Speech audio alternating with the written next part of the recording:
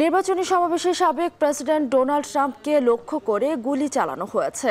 গুলি চলার সাথে সাথে ট্রাম্পকে মঞ্চ থেকে সরিয়ে নেন সিক্রেট সার্ভিসের সদস্যরা। এক্স বার্তায় জানানো হয়, সুস্থ ও নিরাপদে আছেন ট্রাম্প।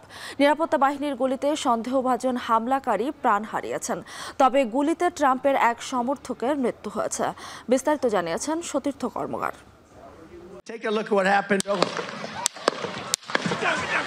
পেনসিলভেনিয়ার বাটলারে নির্বাচনী সভায় বক্তব্য দিচ্ছিলেন ট্রাম্প। হঠাৎই পরপর গুলির শব্দ, সঙ্গে সঙ্গে মঞ্চে বসে পড়েন ট্রাম্প। এ সময় সিক্রেট সার্ভিস এজেন্টরা মঞ্চে ঝাঁপিয়ে পড়ে মানবঢাল বানিয়ে তাকে ঘিরে রাখে। পরে সরিয়ে নেওয়া হয় হাসপাতালে। জানানো হয়, মঞ্চ থেকে সাবেক প্রেসিডেন্টকে সরিয়ে নেওয়ার সময় সামান্য আঘাত পেলেও তা গুরুতর নয়। তবে ভিডিও ফুটেজে ট্রাম্পের কান ও মুখমণ্ডলে রক্তক্ষরণ দেখা গেছে। নিরাপত্তা বাহিনীর পাল্টা গুলিতে মারা যায় সন্দেহভাজন হামলাকারী। এ সময় ট্রাম্পের এক সমর্থকও নিহত হন। গুরুতর আহত আরও দুইজনকে হাসপাতালে ভর্তি করা হয়েছে। হামলার পরপরই ট্রাম্পের প্রচার শিবির জানায় সুস্থ আছেন সাবেক প্রেসিডেন্ট।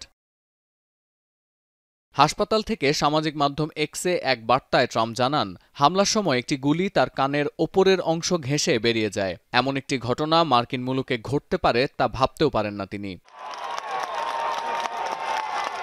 এমন হামলার কবলে পড়েও শক্ত আছেন ট্রাম্প। হামলার পর যখন তাকে নিরাপদে সরিয়ে নেওয়া হচ্ছিল, তখনও সমর্থকদের উদ্দেশ্যে হাত নেড়ে সবাইকে আশ্বাস দেন তিনি। হামলার সময় সামনের সারিতে বসেছিলেন পেনসিলভেনিয়ার রিপাবলিকান আইন প্রণেতা ড্যানিয়েল মিউসার। বলেন, শুরুতে সমর্থকরা আতঙ্কিত হয়ে পড়লেও ট্রাম্পের হাত নাড়া দেখে তারা স্বাভাবিক হতে শুরু করেন। শেষ খবর পাওয়া পর্যন্ত হাসপাতাল থেকে ছাড়া পেয়েছেন ট্রাম্প। ব্যক্তিগত বিমানে করে পেনসিলভেনিয়া ছেড়েছেন তিনি। সিএনএন জানায়, সমাবেশ থেকে 50 ফুট দূরে একটি উঁচু ভবনের ছাদ থেকে এই হামলা চালানো হয়। ট্রাম্পকে হত্যার উদ্দেশ্যেই বন্দুকধারী গুলি চালিয়েছেন। আইন শৃঙ্খলা বাহিনীর প্রাথমিক তদন্তে এমনটা উঠে এসেছে। এক প্রত্যক্ষদর্শী হামলাকারীকে ভবনের ছাদে উঠতে দেখে পুলিশকে সতর্ক করার চেষ্টা করেন। তবে পুলিশ কিছু বুঝে ওঠার আগেই গুলি চালায় ওই ব্যক্তি। এদিকে ঘটনার পরপরই ট্রাম্পের সঙ্গে কয়েক দফা কথা বলার চেষ্টা করেন প্রেসিডেন্ট জো বাইডেন। পরে অবশ্য ফোনে কথা বলেন দুই নেতা। There's no place in America for this kind of violence. It's sick. It's sick. It's one of the reasons why we have to unite this country. We cannot allow for this to be happening. We cannot be like this. We cannot condone this. এদিকে new ইয়র্কে Trump টাওয়ারের সামনে নিরাপত্তা জোরদার করা হয়েছে। এছাড়া ফ্লোরিডার মার-আ-লাগোর সামনে জড়ো হন ট্রাম্পের সমর্থকরা। সাবেক প্রেসিডেন্ট অক্ষত থাকায় স্বস্তি প্রকাশ করেন তারা। He tried to lift his fist and say five. I saw him put his fist up. That he's still here.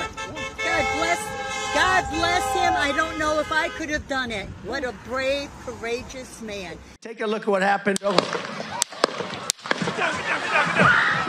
সাবেক প্রেসিডেন্টের ওপর এই হামলায় নিন্দা ও গভীর উদ্বেগ জানান বিশ্ব নেতারা। সামাজিক মাধ্যম এক্সে বার্তা দিয়েছেন ভারতের প্রধানমন্ত্রী নরেন্দ্র মোদী, ব্রিটেনের নবনির্বাচিত প্রধানমন্ত্রী কিয়ার স্টারমার, ইসরায়েলের প্রধানমন্ত্রী বেনিয়ামিন নেতানিয়াহু, বার্তা দিয়েছেন হাঙ্গেরি, অস্ট্রেলিয়া, জাপান সহ আরও বেশ কয়েকটি দেশের রাষ্ট্রপ্রধানও।